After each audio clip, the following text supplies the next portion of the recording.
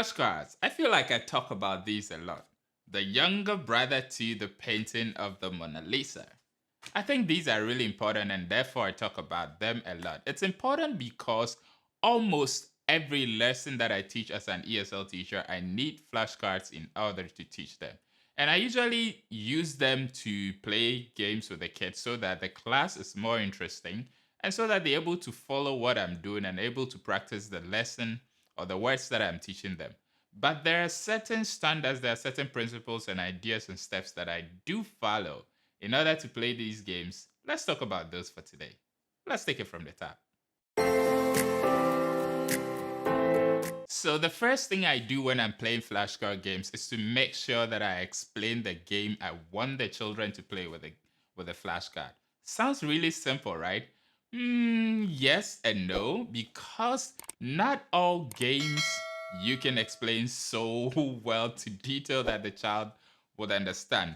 And that isn't even the difficult part. The difficult part is this is a Chinese child and an English teacher. So if you don't speak Chinese or if you actually want to resist from speaking the language, how else are you going to explain? How exactly do you explain the game that you want to play to the child? So you have to, whatever it is that you do, whether you use hand signals, whether you use words, whatever it is that you do, you have to make sure before you begin the game, the child understands the game you want to play, or at least most of it. Number two, you have to make sure that you model the game. So for example, you explain this game. Hey kids, we're going to play a flashcard game and everyone has to tap the card and say apple. Good, you explained it, they understand. But another thing you can do is we're going to play a game. Everyone has to tap the card and say the word. So you're going to have to model whatever it is that you want the children to do with a flashcard. Before you let them do it, you have to do it first. For example, if you want to say, let's all jump and use our head to touch the flashcard and say the word, you, the teacher, you're going to have to do it first. Let's say apple. Okay? So that's number two. Make sure you model the game so that the children know exactly what you want them to do. It makes things simpler. It simplifies things. Number three, practice the game in its simplest form first, or with one child first. So, for example, as I said, you want the child to use their head. What you're going to have to do is, if it's new to the kids, bring one child to the front of the class and play that game with that one child first. It goes with modeling, it goes with practicing it, it goes with making sure one child, the first child, actually understands the game. If you know that the first child understands, you know that the others are also going to get it, theoretically. And also, it lets the other kids see what they have to do so that they can follow your lead. Model the game. Next, you have to let the game be progressive. If it's a game that requires several steps, or if it's a game that requires the children to do a lot of things, you have to let the game be progressive. So for example, the first step, you can play the first step of the game. The second step, you can play the second step of the game. You have to let it be progressive so that the kids can follow. If you put it all together and explain it and throw it at them, they might not get it. So for example, you let the kids stand in a circle. You're holding 5 cards in your hand. You want to pass all the 5 cards in your around, and each child says one card and passes it to the next child.